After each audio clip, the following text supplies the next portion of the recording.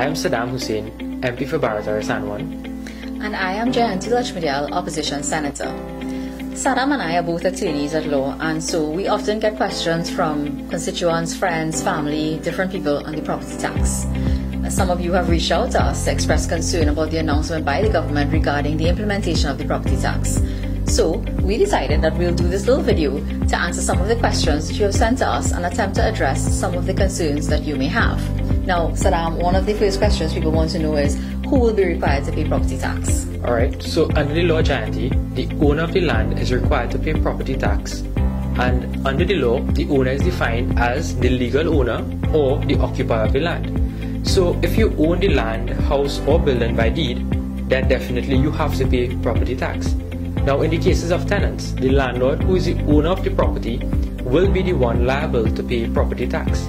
And in the situation where you don't own the land but you occupy the land as a squatter, you also will have to pay property tax.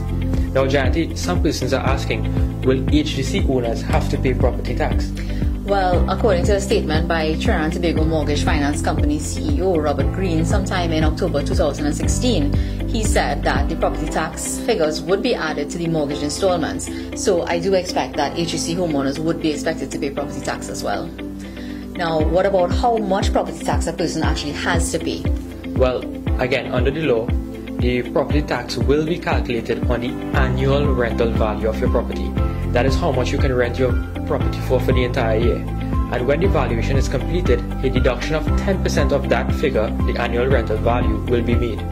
And then the property tax will be calculated on a percentage basis. So for residential properties, it will be 3% of the annual rental value. For commercial properties, it will be 5%. Agricultural properties, it will be 1%. Industrial properties where there are plant and machinery housed in a building, it's 6%. And industrial property where plant and machineries are not housed in a building, it's 3%. Now Jayanti, persons are asking, do you let valuators in your home? So under the law, the Commissioner of Valuations or a person authorized by him can actually enter your home during reasonable hours to assess the value of your property. This must occur during the daytime. Now, you must consent to the valuator actually entering your property unless you have received a written notice 48 hours in advance of this entry. Now, Saddam, you remember in 2018, the government amended the law to include that the notice can be sent to you via post and it is deemed as having been served on you once 15 days passes. So, even if you don't physically receive it, you are deemed as having it and you must let them come in. Now, Jayanti, I know you was involved in the court matter, and are you required to fill out the valuation return forms? So in that matter where we challenged what was being purported as a mandatory submission of valuation return forms, the court held and the Commissioner of Valuations was forced to admit that it was actually a voluntary exercise. So at this time, there is no legal requirement for you to fill out the valuation return form.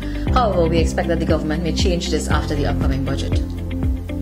So with the government, when are they going to start collecting this property tax? Well, they've amended the law and they can only collect the tax when the Commissioner of Valuations informs the Minister of Finance that 50% of the lands in Trinidad and Tobago have been valued. Now we have several concerns, Jayanti, which is one, we are unsure of the areas in Trinidad and Tobago right now being valued. Additionally, it is not certain how many properties have been valued to date or how many properties there are in total to determine what will be 50% of the properties. So we are very unsure of when this tax will be collected. Now, Jayanti, persons are asking, will they have to pay property tax retroactively? So again, in 2018, when Minister Imbert amended the law to collect property taxes, the date that it was stated as is 30th of September 2017. By law, that is the date from which the government can collect the property taxes. Now, some of the issues with this would be, how do you assess the value of the property in 2017 when you're conducting that assessment in 2020? In the last 3 years, renovations and additions may have been done and they would not have been applicable in 2017. So what value are you going to use when you are in fact imposing this tax? Now, Saddam, what about the consequences of not paying your property tax? No, this is a very touchy issue and it's severe consequences. In that the government has the power to levy on your personal belongings to recover property tax, which means that they can seize your appliances and your furniture to recover that tax. They also have a power to forfeit your property, which means that they can sell your property in order to collect their property tax. And any taxes that remain unpaid operate as a charge against the land, which means that if you have to sell or mortgage your property, you must pay the tax. Otherwise, the new owner will be liable to pay that tax. The tax runs with the land. Now, people are asking about the revenue from the property tax and how it's going to be spent. Property tax collected at this time goes directly into the consolidated fund to be spent at the discretion of the government. We in the opposition were of the view that property tax should have been rolled out together with local government reform so that taxes paid could have been used directly in the community from which it is collected, like how it is in many other jurisdictions. But Saddam, people are asking, given the economic situation we're in right now, why do people have to be burdened to pay another tax? As many of you all have known, that the opposition agrees that to impose another tax on an already burdened population would be unwise and harsh. The economic fallout from COVID-19 has left so many citizens struggling. Now, the leader of the opposition has urged the government to hold off on the implementation of the property tax, given the rise in unemployment and the slow pace in which financial relief has been accessed. But it appears that the government is determined to move forward despite our call for them to consider other ways to generate revenue and stimulate economic activity. So it seems like property tax is coming. And people want to know if it's possible to go back to the old system of land and building taxes. Well, this is a political decision.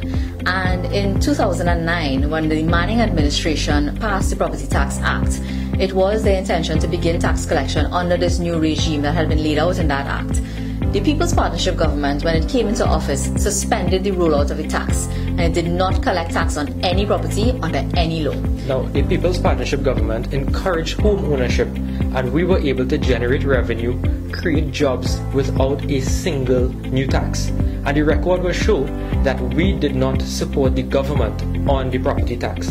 Now, Jayanti, a lot of persons are also asking, what if you don't agree to the valuation being set by the government for your property? So again, by law, there is a procedure set out where, when you receive notice of the valuation, you can file an objection to the Commissioner of Valuations if you do not agree with it. And this must be done within 30 days of receiving that notice. The Commissioner can make a decision on your objection, which you can then challenge before the Valuation Tribunal. And even the decision of the Valuation Tribunal can then be challenged before the High Court. Now, we hope that this video cleared up some of the concerns that you may have, and we look forward to speaking to you again in the near future on other matters of national concern. So thank you very much and stay safe. Thank you very much for joining us. Stay safe, Trinidad and Tobago.